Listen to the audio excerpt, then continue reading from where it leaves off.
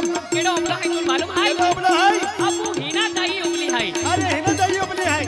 आणि हिना ताई उबली है आधी आणि दिव निशाणी काय है तुम मालूम है काय निशाणी आहे क्या सेगड़ी निशाणी है हा सगळी निशाणी आहे सेगड़ी निशाणी है अरे बाबा आपू बायूले क्या सेगड्या भरपूर वाटले आहे हा हो आपू आदिवासी बाया वखणी केडा दोद्या वखणी केडा दोद्या केले तर बाया विरायानी दोद्या केले सेगड़ी निशाणी है आणि हिना ताईले भरपूर मोता की निवडी एकदम खूप खूप मोता की म्हणजे निवडी लावलो आहे या खतुरे चाल मारी मारी हा बोल या अक्कलकुवा तालुका में गडगाव तालुका में हा हा काय बात है ये में निवडी लावू आपू चाल हा चल भाई आ आणि अकले कोवा तालुका में ओमा बाबूरा अति भाई आणि हिना ताई युबेली ओमा बाबूरा खरं आणि अकले कोवा तालुका में ओमा बाबूरा हिना ताई युबेली ओमा बाबूरा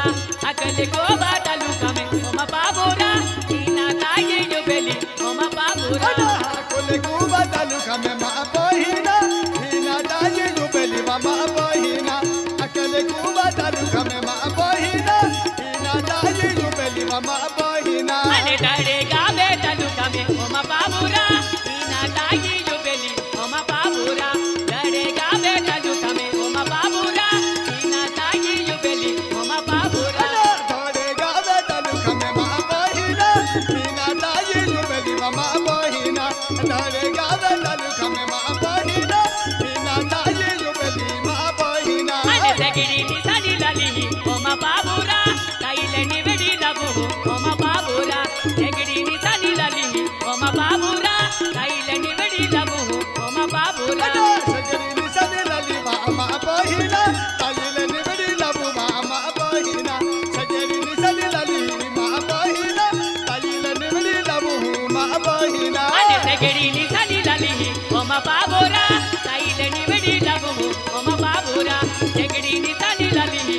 ओमा बाबूरा ताईले निवडी लावू ओमा बाबूरा सगळी निसाडी लाली मा बहिना ताईले निवडी लावू मा बहिना सगळी निसाडी हाय मा बहिना ताईले निवडी लावू मा बहिना अरे बाबू तुला मालूम है हा बहिना या अक्कलकुवा आणि धडगाव मतदारसंघ आहे हा आणि या मतदारसंघामध्ये मतदारसंघात आपू हिनाताई उबली आहे हिना ताई उबली आहे या विधानसभा मोबली आहे हा हा या खतुरे विधानसभा मोबली आहे आहो. आणि ताईले भरपूर मताची निवडी एकदम लावू भरपूर मता की आणि ताईले या त्या बोली आम्ही वीरा यांनी दोजे आता बाबा बी वीरा यांनी दोजे बरोबर आहे आणि को लाईट देता हा हा आपू धडगाव तालुका माट का अक्कलकुवा तालुका में बरोबर आहे को लाईट जो विकास के यो आहा. आवडे मोडे देते हैं आणि शंकर पप्पा योजना भी भरपूर कामे भरपूर कामे म्हणजे या कामे आहे खतुरे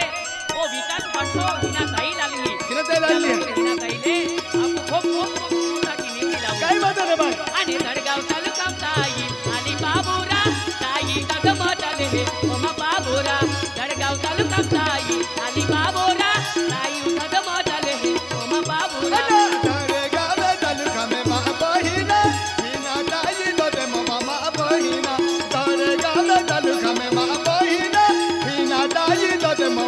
बहिना या केले कोवा में ताई आली ओमा बाबूरा ताई कदम चाले ओमा बाबूना अकेले कोवा में ताई आली ओमा बाबूरा ताई कदम चाले ओमा बाबूरा अकेले कुबा तालुका में मा बहिना हिना ताई दोते मा बहिना अकेले कुबा तालुका में मा बहिना हिना ताई दोते मा बहिना अरे बाबू तुम मालूम है अबही अरे मीना ताई पंचक रत्न पुरस्कार मिललो है हा हा हा ताईले हो आपो आदिवासी में केडाले पंचक रत्न पुरस्कार मिल्यो ना ना मिलिया तेने आपो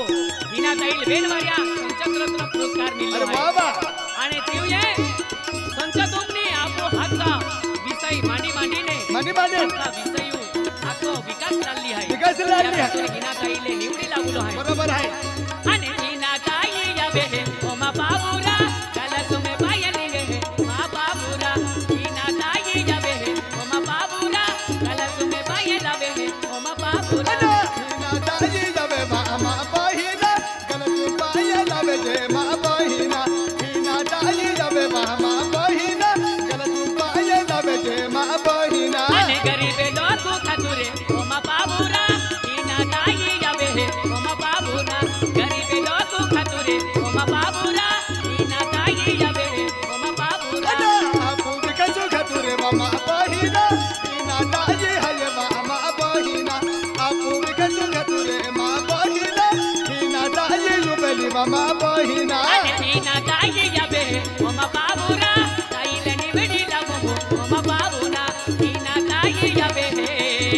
ওমা বাবুরা